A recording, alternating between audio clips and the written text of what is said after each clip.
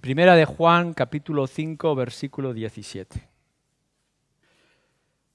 Toda injusticia es pecado, pero hay pecado no de muerte. Sabemos que todo aquel que ha nacido de Dios no practica el pecado, pues aquel que fue engendrado por Dios le guarda y el maligno no le toca. Sabemos que somos de Dios y el mundo entero está bajo el maligno. Pero sabemos que el Hijo de Dios ha venido y nos ha dado entendimiento para conocer al que es verdadero. Y estamos en el verdadero, en su Hijo Jesucristo. Este es el verdadero Dios y la vida eterna. Hijitos, guardaos de los ídolos. Amén.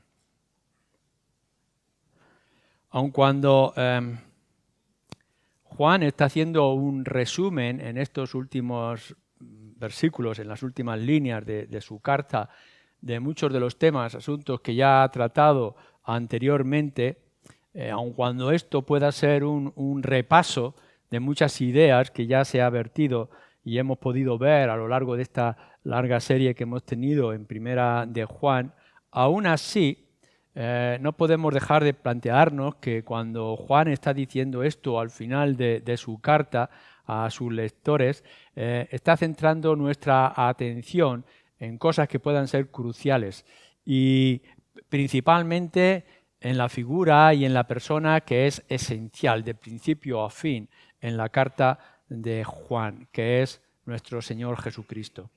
Por tanto, tenemos que centrarnos en esa figura, en el contexto que nos está diciendo, aun recordando todo lo que se ha dicho ya alrededor de la carta.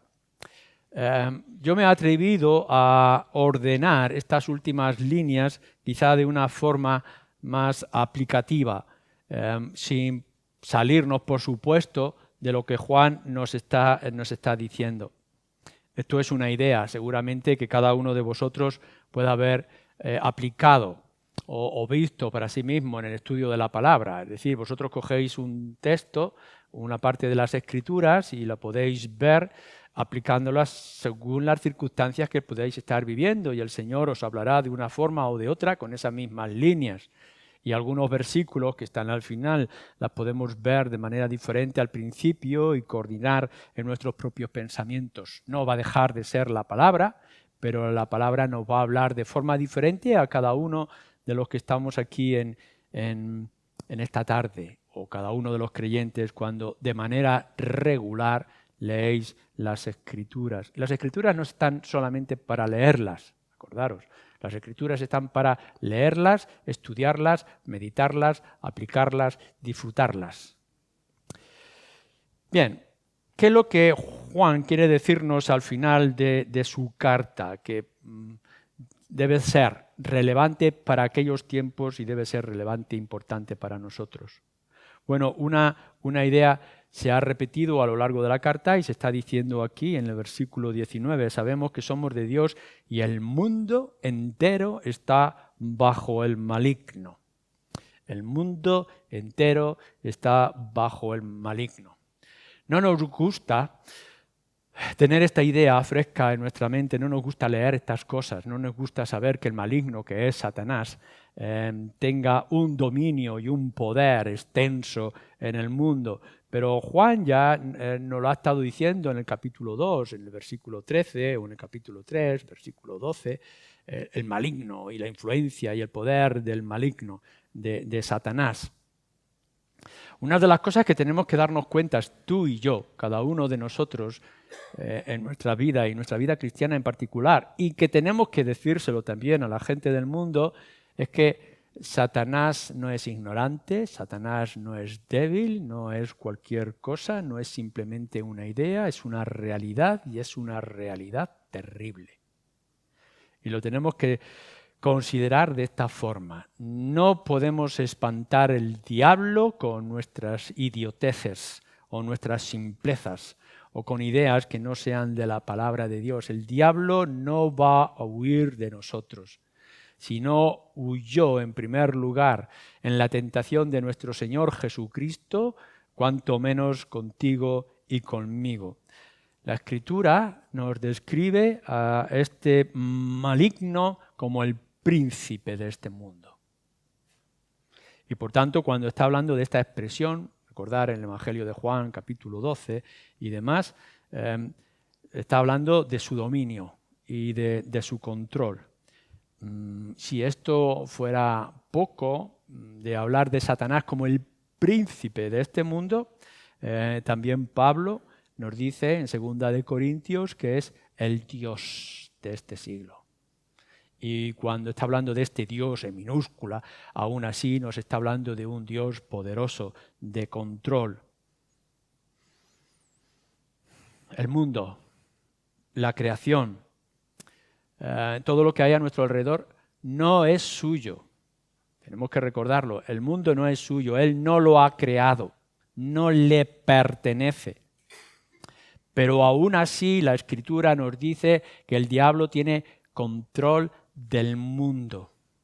Y cuando hablamos que tiene el control de aspectos de la creación y que tiene control de muchas circunstancias en medio de nosotros, que Él es capaz de presentarse como ángel de luz y que es capaz de remover malos espíritus en medio de nosotros, que tiene ejércitos de maldad a nuestro alrededor, no podemos ignorarlo.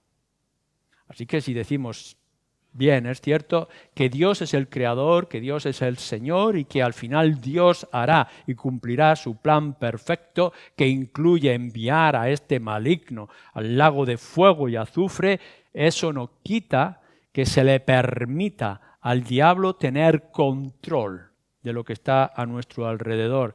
Así que si tú te crees en esta tarde que eres independiente y que eres soberano de tu vida y de tus circunstancias, te engañas. Porque nos dice también la palabra de Dios es como un león que está a tu alrededor, rugiendo constantemente para devorarte o para mantenerte en sus propias garras. No te engañes de que muchas de las cosas que te puedan pasar y muchas de las tentaciones en las que caes y muchas de las formas en las que ofendes a Dios es por causa de esa tentación terrible que el diablo trae a tu alrededor. Todo este poder y dominio a tu alrededor y en el mundo entero lo podemos ver de muchísimas formas. Que el mundo está bajo el control, el dominio, el poder del maligno, lo podemos ver en la historia. Solamente que podáis dedicar un poco de tiempo a mirar en la historia y podréis ver las grandes maldades que se han hecho y los grandes destrozos que han ocurrido, las salvajadas y las maldades, no únicamente de la violencia, sino también de la inmoralidad. Hubo un tiempo en nuestra cultura, y aún lo hay en muchos lugares, donde los niños y las niñas en particular no tenían ninguna dignidad, eran meros objetos sexuales y de abuso. Lo que se podría hacer en los conflictos de guerra, la esclavitud tan inmensa que se han movido por generaciones en diferentes lugares, las cosas tan terribles que ha sido capaz de hacer el ser humano y todo tipo de injusticias y de violencia que se ha traído. No lo dice claramente en el primer versículo que hemos leído, versículo 17, toda injusticia es pecado, y como por cada pecado está también el maligno. No solamente que veamos toda esa injusticia de la que desgraciadamente la historia está llena, ya sea nuestra propia historia aquí en España o de cualquier otro lugar o de tiempos pasados, podremos ver injusticia, podremos ver pecado, podemos ver maldad, podemos ver sufrimiento, porque el diablo tiene dominio sobre el mundo. ¿Y qué tenemos que decir de las instituciones? Ponemos muchas esperanzas, ¿verdad?, en las instituciones, a ver si la relación de los países que se hablan de las Naciones Unidas, de la unidad de países en frente del otro, orientales con occidentales, etcétera, todos estos controles que se intenta hacer de la maldad, de la guerra, los conflictos, pero en realidad tenemos que recordar en todos esos pactos de hombres, de instituciones, de gobiernos y de imperios que el mundo está bajo el maligno. Y que aun cuando podamos ver que unos están mejor que otros en situación moral o de justicia, tenemos que seguir recordando este principio. El mundo está bajo el maligno. Y aun cuando podamos ver figuras que destacan en su dignidad y amor, porque la gracia común también está obrando a nuestro alrededor, tenemos que seguir pensando cuando vemos esta política y estos gobiernos que el mundo está bajo el maligno. Pero tenemos que pensar también en los individuos.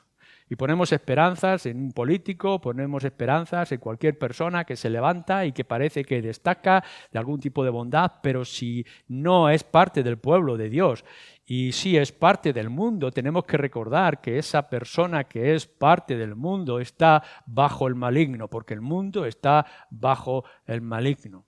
Y aun cuando se hagan políticas económicas y que cuando se haga algún tipo de ONG de beneficio en algún otro lugar, podremos ver que el individuo está corrompido y que hay ambiciones. ¿Cuántas veces hemos escuchado de que se han hecho obras hermosas en cierto lugar y de pronto descubrimos que tal persona ha abusado y ha hecho violencia, o sea, ha codiciado?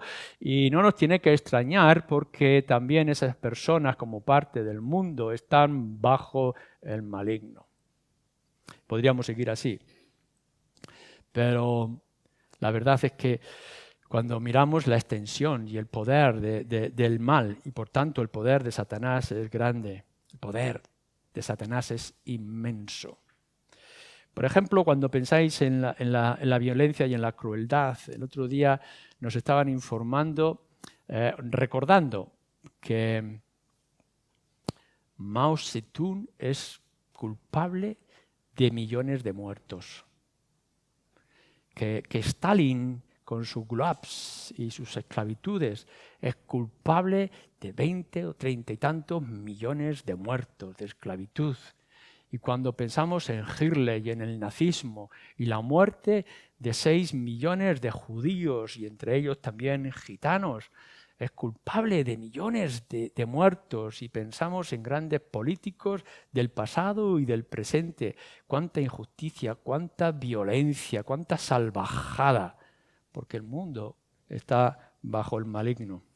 Pero no solamente esas maldades de muertes, como hemos dicho, sino todo tipo de violencias y de injusticia. ¿Sabéis que hay personas hoy a lo largo de la tierra, como fue en el pasado también de manera terrible, que nacen, viven y mueren en una terrible esclavitud?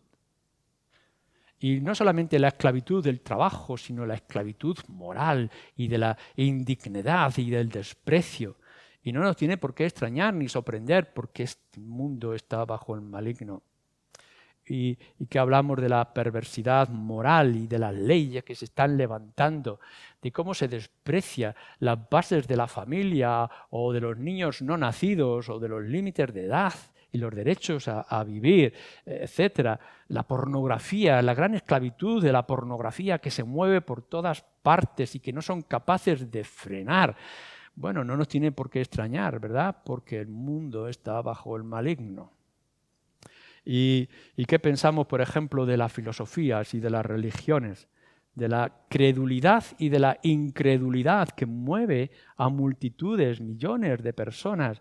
Con arrogancia se levantan diciendo que desprecian al Dios de las Escrituras y son capaces de adorar cualquier filosofía ridícula.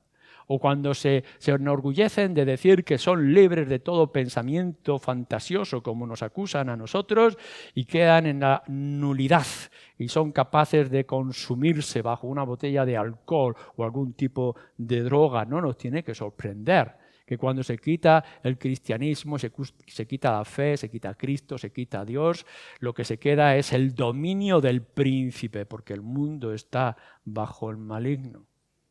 Por tanto, cuando vosotros salgáis de este lugar y os encontréis en vuestros negocios y os encontréis en vuestros trabajos y pongáis la televisión o viajéis por internet, tenéis que recordar que los negocios, la televisión, los medios de comunicación, internet, tienen un gran dominio del maligno, porque el mundo, con todos sus medios y sus posibilidades, están bajo el maligno. ¿Queréis que sigamos? Porque podíamos seguir aquí y estar toda una hora hablando de lo terrible que es. Porque el diablo es terrible y es sin piedad. Y lo que no puede hacer para destruir la obra de nuestro Señor Jesucristo, va a intentar de dañarnos a nosotros y nos persigue de una manera voraz, como nos quiere expresar también Juan en su libro de Apocalipsis. Ahora bien, lo que nos está diciendo estos versículos, después de dejar claro que el mundo entero está bajo el maligno, es que Cristo irrumpe en este mundo. Es decir, cuando podemos imaginarnos todo lo que es las tinieblas por la ambición, la extensión del diablo, de pronto nos dicen las Escrituras que Cristo Jesús vino al mundo y que levantó su tienda en medio de nosotros. Podemos imaginarnos, como nos dice aquí nuestro texto, que Jesús vino para deshacer las obras del diablo, para guardarnos del diablo. Podemos pensar en esa situación tan concreta y tan limitada como la expresa el mismo Juan al principio de su Evangelio. Cuando nos dice que nuestro Señor Jesucristo, que es Dios con el Padre, ¿no? El Padre y Él uno, el Verbo, y que de pronto viene a este mundo y levanta su tienda. Él está solo. A los suyos vino y los suyos no le recibieron. Pero aquí está, un niño débil que levanta su tienda, viene a morar en medio de nosotros. Es tan frágil, es una obra tan débil. Sí es verdad que estaba anunciada por los profetas, que estaba esperada por muchos hombres y mujeres, que es el cumplimiento de un plan perfecto de Dios, pero ahí lo tenemos. Cristo viniendo al mundo como un niño y montando su obra y extendiéndola poco a poco, de tal manera que va a ir ganando en su reino y extendiendo su poder. Y aun cuando parece que va a ser rendido y vencido porque está a punto de ser clavado en una cruz, en realidad aquella muerte humillante y degradante es la más grande de las victorias. Lo que sería una humillación delante de los hombres es la exaltación delante de Dios. Y Él en toda su gloria y majestad puede decir desde aquella cruz horrible y sangrienta, consumado es, hecho es. Y no podemos entender lo que eso estaba significando. Y podremos incluso imaginar todavía el dominio y el poder, el imperio romano, la frialdad de los judíos, la indiferencia de los griegos, todo el mundo de aquel tiempo tan apartado y tan indiferente a lo que estaba ocurriendo en un lugar de Jerusalén, en una cruz.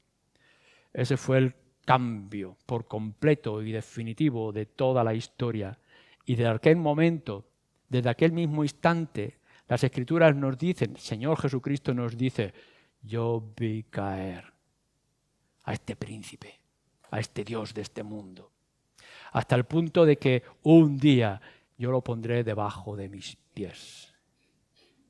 Esto es lo que nos está intentando decir o mostrando Juan en estas líneas. Sabemos que el Hijo de Dios, versículo 20, ha venido y nos ha dado entendimiento para conocer al que es verdadero, y estamos en el verdadero, en su Hijo Jesucristo. Este es el verdadero Dios y la vida eterna.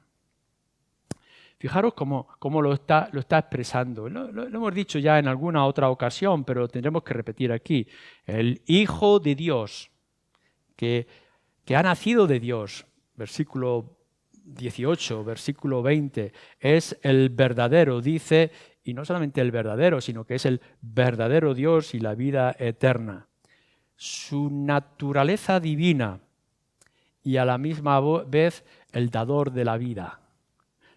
Pedro, cuando lo tenemos en el libro de Hechos, se acerca con una acusación terrible a los judíos. ¿Recordáis? En el libro de Hechos al principio él les está diciendo, vosotros le matasteis a él, matasteis al autor de la vida, pero la vida no lo pudo sostener, la muerte no lo pudo sostener. Él es el autor de la vida y ahora ha resucitado y vive.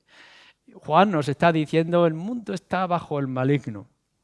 Pero el Hijo de Dios, el que ha nacido de Dios, el verdadero Dios, dice y la vida eterna. Por tanto, no es solamente su obra, el que da, el dador de la vida eterna para cada uno de nosotros, con todo lo que eso va a implicar y que podremos ver, sino que está hablando de su naturaleza divina. Lo decíamos este jueves pasado en la reunión de estudio bíblico. No tenemos que tener ningún temor. La Escritura, desde principio a fin, y en particular algunos pasajes claves del Nuevo Testamento nos dicen clara, directa y autoritativamente que Jesús es Dios. Y no os preocupéis por los que quieran torcer estas líneas y quieran interpretar y buscar no sé qué otras versiones. La realidad, el sentido común, la lógica de este griego que tenemos delante de nosotros, el orden de cada una de esas palabras, la extensión de todo el contenido, los atributos de nuestro Señor Jesucristo que se manifiestan de todas formas y en todo momento nos dicen claramente que Jesús es el Dios verdadero. Pero esto es lo extraordinario, que nos esté hablando del Dios verdadero cuando lo que nos está diciendo que el mundo está bajo el maligno, que el maligno es este príncipe del mundo, es este Dios del mundo y que, claro, si vosotros me habéis escuchado en la primera parte y habéis dicho, uy, qué mal está la situación del mundo y cuánta maldad y qué terrible, y qué nos va a pasar y qué nos va a ocurrir, pues, cuidado. Es verdad que el mundo tiene su dependencia en grandes aspectos del diablo. Él es el poderoso, pero nuestro Señor Jesucristo es el Dios verdadero. Y Él ha irrumpido, ha introducido su obra en medio de nosotros. Él viene a estar aquí. Dios se hace hombre en medio de nosotros. El Hijo de Dios morando con hombres y mujeres, criaturas como nosotros. Está aquí, en medio de nosotros, ha venido en el tiempo de mayor oscuridad, en aquel rincón de Jerusalén, en aquel monte donde hay un hombre desnudo clavado en una cruz. Y cuando podemos ver la desesperación de los discípulos, el agotamiento, la ansiedad, el miedo que les inunda y que salen corriendo y huyen, el gran y orgulloso imperio romano, la falsedad y las mentiras del mundo fariseo judío, parece que todo está acabado, se llenan de tinieblas todo lo que hay alrededor de aquella cruz, pero en realidad lo que nosotros podemos ver y nos está enseñando uno de los testigos, que es el mismo Juan, es que aquel que está allí es Dios que se ha hecho hombre para alcanzar y acabar todo lo que estaba ocurriendo, para quitar las tinieblas del medio de nosotros. Así que Dios se hace hombre, es nuestro Señor Jesucristo, viene en medio de nosotros y empieza su obra.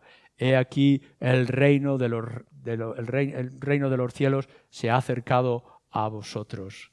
Juan el Bautista, nuestro Señor Jesucristo, los discípulos, las cartas, los profetas, los mensajeros hasta el día de hoy anunciando Cristo ha venido.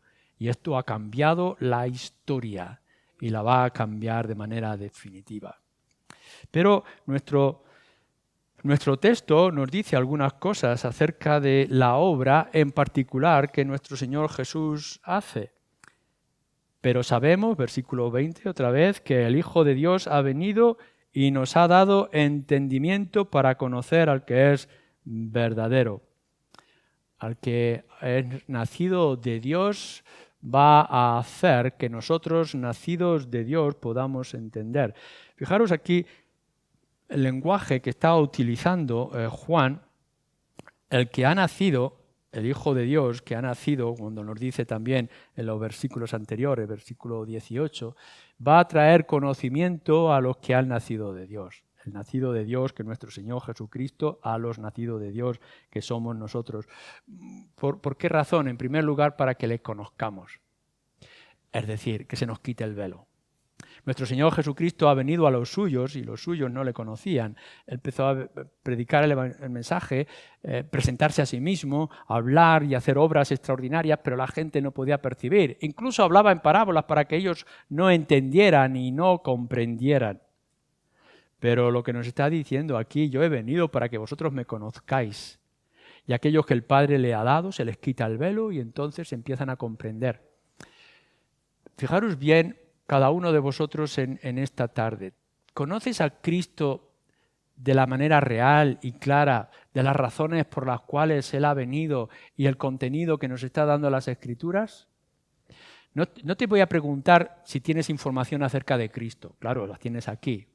Y seguramente has nacido en un contexto cristiano evangélico, por supuesto que sí. Y que quizá habrás leído algunos pasajes, algunos libros que puedas haber leído acerca de Cristo, pero yo no te estoy hablando de Cristo y que sepas que hizo tal milagro con una mujer y tal milagro con aquel niño, con los mares, los demonios, etc. Yo no te estoy hablando de este tipo de cosas. No te estoy hablando si me puedes recitar algunos de los pasajes de las Escrituras, que eso lo hace todo el mundo, incluso del mundo que está bajo el maligno. También el diablo cita las Escrituras. No, lo que yo te estoy preguntando, lo que quiero preguntarte es si conoces de verdad al Señor Jesucristo, de una manera real e íntima, apasionada del Señor Jesús, si lo experimentas en tu vida de una forma completa. Creer, confiar, rendirse en el Señor Jesucristo, tener una relación continuada con Él como, en primer lugar, el Salvador y, en segundo lugar, como Señor de tu vida. Este es el conocimiento que Cristo ha traído. Y de pronto, tanto como los discípulos lo pudieron experimentar en un principio, quizá tú ahora lo puedas experimentar. Que puedas llegar a leer tu Biblia y que no te aburra.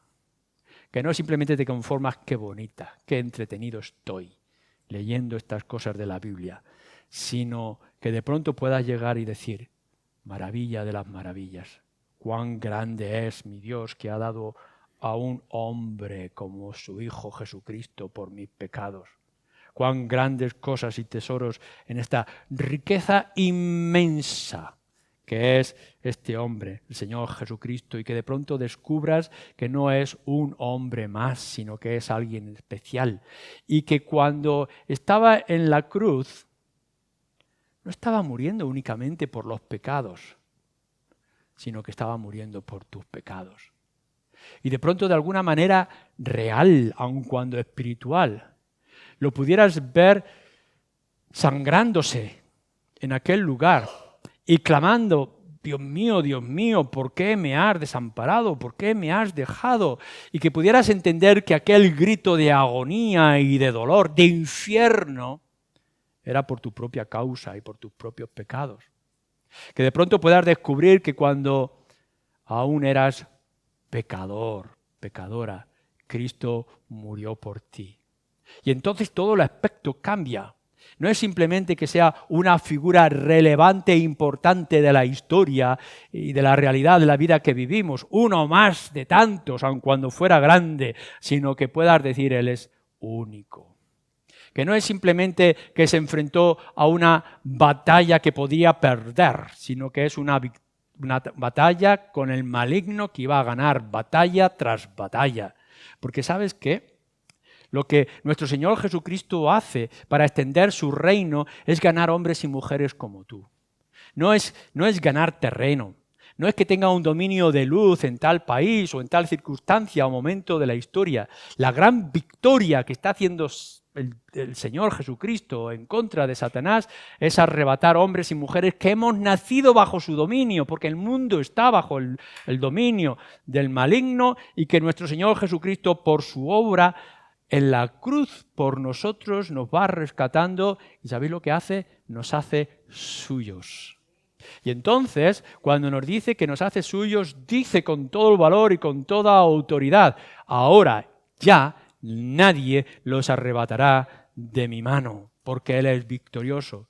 Y entonces Satanás podrá hacer, como vamos a ver, mucho daño y podrá seguir trabajando, pero no, tenemos este conocimiento, tenemos esta realidad, tenemos esta experiencia. ¿Puedes decir tú en esta tarde que ahora Cristo es tuyo y que tú eres de Él? ¿Que tienes esta relación real? No un mero conocimiento o cosas emocionales en tu corazón o algunas motivaciones oscuras para que mejore un poco tu vida, sino que puedes llegar y decir, Él es mío y yo soy suyo para siempre. ¿Tienes este conocimiento del Señor Jesucristo? Pero vamos un poco más allá en esta obra del Señor Jesucristo. En segundo lugar, versículo 18. Sabemos que todo aquel que ha nacido de Dios no practica el pecado, pues aquel que fue engendrado por Dios le guarda y el maligno no le toca. El Señor Jesús ha venido para guardarte. ¿Podemos entender lo que es un escudo? Podemos imaginar todos los dardos del maligno y todos sus ataques, toda su influencia, todos sus trucos, todas sus acusaciones. Él es poderoso. Pero de pronto, porque hemos conocido a Cristo como nuestro Salvador y como nuestro Señor, se nos dice que se ha levantado un escudo de protección. Entonces, el creyente está bajo su sombra, está bajo sus alas y está seguro. Ha venido no solamente a morir por pecadores como tú y como yo, sino que ha venido para asegurar esa salvación, para darte la certeza de que estás en el lugar, que estás en las manos seguras de Él. Asegurarte de tus propias debilidades. ¿Quién nos dice que en nuestras propias circunstancias no podríamos decir que el diablo te viene a tentar y decirte, bueno, ya has experimentado lo que es el cristianismo, ¿a qué es aburrido? ¿A qué es insípido? ¿A que no tiene los disfrutes, las luces y los gozos de este mundo? Y el diablo viene y te tienta y tú puedes llegar y decir, soy débil. ¿Quién no va a ser como la mujer de Lot y mirar atrás y desear el mundo que se deja? No. Porque lo que nos dice la Escritura es que el Cristo, nuestro Señor Jesucristo, ha irrumpido en el mundo y ha roto las tinieblas y ha muerto en tu lugar. No solamente ha tomado tu lugar en la cruz, sino que ahora ha venido a guardarte y te guarda de tus propias debilidades. No te va a dejar caer de manera definitiva. Pero la seducción es tan fuerte y tan atractiva. Como una ramera, igual que nos dice en el libro de Proverbios, se manifiesta en medio de nosotros con todos sus perfumes y sus aceites y nos quiere atraer. Y es tan fácil que hombres, mujeres como nosotros nos dejamos llevar por toda esa situación porque la influencia es tan grande, la música es tan atractiva. Y tenemos que leer pasajes como este donde nos dice, no te preocupes, porque nuestro Señor Jesucristo ha venido a guardarnos. Y cuando suena la música engañosa de este flautista de Hamelín que nos quiere llevar a su propio terreno, podemos descubrir la música extraordinaria de la voz de nuestro Señor Jesucristo, que nos acerca, que nos retiene, que nos fortalece, que no nos deja. Y de pronto podemos descubrir por la obra del Espíritu palabras en las Escrituras que vienen como música a nosotros. En el mundo tendréis aflicción y os perseguirán como a mí me han perseguido, pero no os preocupéis porque yo he vencido al mundo y estaré con vosotros todos los días de vuestra vida. Así que detrás de toda provocación y ataque del diablo a nuestro lado tenemos a nuestro gran defensor que nos guarda para que no lleguemos a perdernos. Pruebas, tentaciones, claro que las tenemos. ¿Quién de nosotros que dice ser creyente no se ha visto en el suelo, otra vez ensuciado en sus propias maldades? ¿Cuántas veces de nosotros no nos hemos visto caídos y heridos una y otra vez por nuestros propios pecados? Hemos caído en las pruebas, hemos caído en las tentaciones. Pero no os preocupéis porque nos dice las Escrituras que en medio de todas las pruebas y de todas las tentaciones, nuestro Dios nos dará la salida. Que no hay prueba que nosotros no podamos resistir, que no hay caída de la cual nosotros no nos podamos levantar, porque nos dice que nuestro Señor nos guarda todo esto. Y ¿Quién de nosotros no podrá decir que viene el diablo y en nuestras conciencias nos pincha una y otra vez y nos dice, pero si tú eres culpable, si tú eres pecador, mira lo que haces, mira cómo vives, mira lo que sientes, ¿cómo vas a ser tú cristiano? Y vemos toda esa acusación de un juez falso con todas sus mentiras o con todas sus verdades engañosas también y nos quieren decir que no valemos, que no va a haber salvación. ¿Quién se va a salvar si es un hombre como yo, con mis propias aflicciones y mis propios pecados? Y entonces podemos escuchar la misma voz de nuestro Señor Jesucristo, como se nos dice en el libro de Romanos, que nadie los apartará, que nuestro Señor Jesucristo ha vencido. ¿Quién nos va a apartar del amor de Dios que es en Cristo Jesús?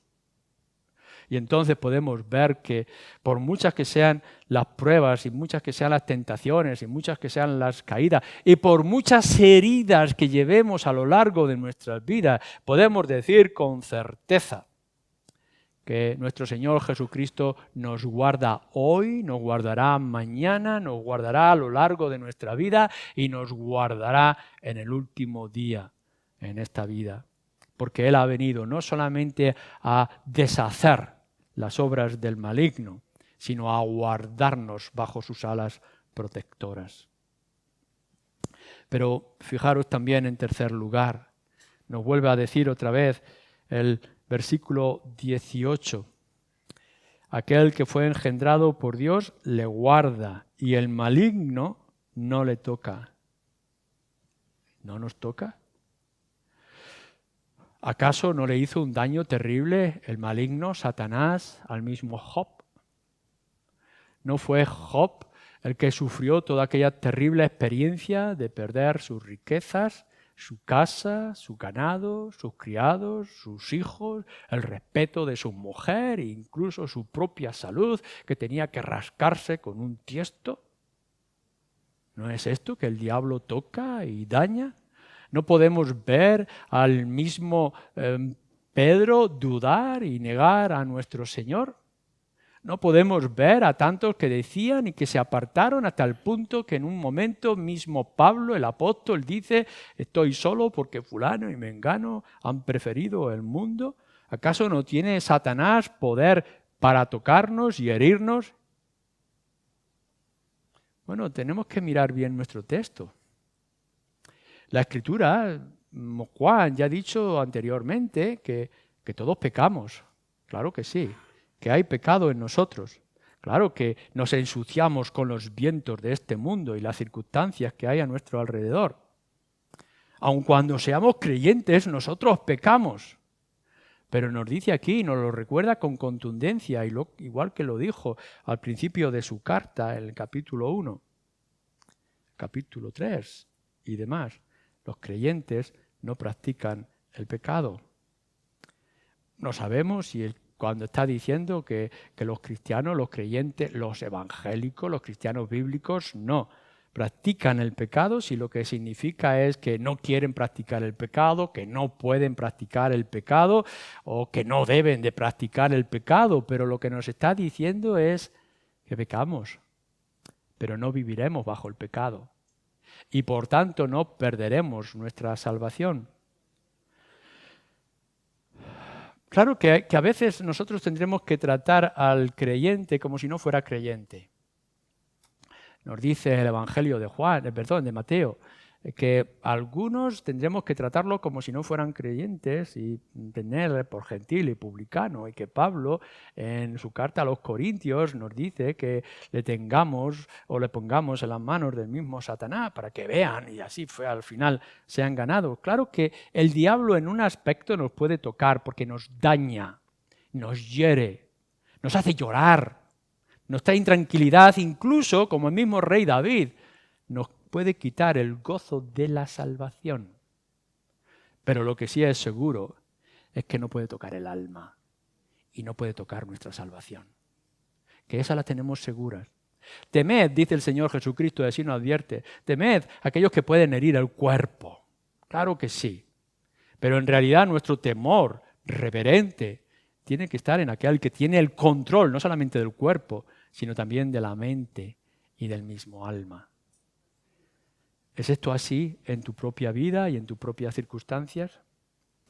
Lo que nosotros tenemos que ver y tenemos que observar y tenemos que mirar es, en realidad, de dónde estamos descansando. ¿Cuál es la realidad de nuestra situación? ¿Cómo nosotros estamos controlando nuestras circunstancias y nuestro momento? En el fondo, tendremos que descubrir que a muchos que piensan ser creyentes no son creyentes. Y por tanto todavía están bajo la influencia del maligno.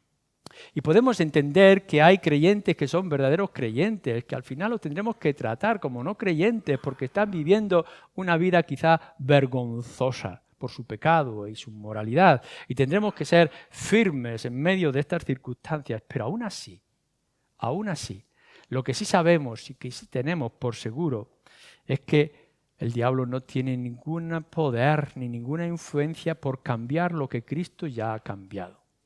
Y que nuestra alma está segura. Y cuando dice que el diablo no nos puede tocar, esta es una realidad. Porque aquí no estamos hablando de fuerzas iguales. Estamos hablando de una fuerza poderosa y estamos hablando de una fuerza todopoderosa. Estamos hablando de alguien que tiene permiso para hacer maldad de alguna forma en este mundo. Y estamos hablando de otro, el nacido de Dios, Dios hecho hombre, el verdadero Dios único que ha irrumpido en medio de nosotros para cumplir el plan perfecto que ya está descrito y está señalado. El maligno puede tentarte, claro que sí. Puede seducirte, es verdad. Puede acusarte en ciertos momentos, pero no puede dañar tu salvación. ¿Dónde estamos entonces? Quiera el Señor que nos vayamos separando más de este mundo maligno y acercándonos más a nuestro Señor Jesucristo. Que lo hagamos más real en nuestras vidas. No leáis meramente las Escrituras, hacerlas vuestras. Y que cuando la hagáis vuestra en vuestras lecturas y en vuestras meditaciones, podáis sentiros en los mismos brazos del Señor, porque cuanto más os sintáis en los brazos del Señor, más lejos el diablo estará de vosotros. Amén.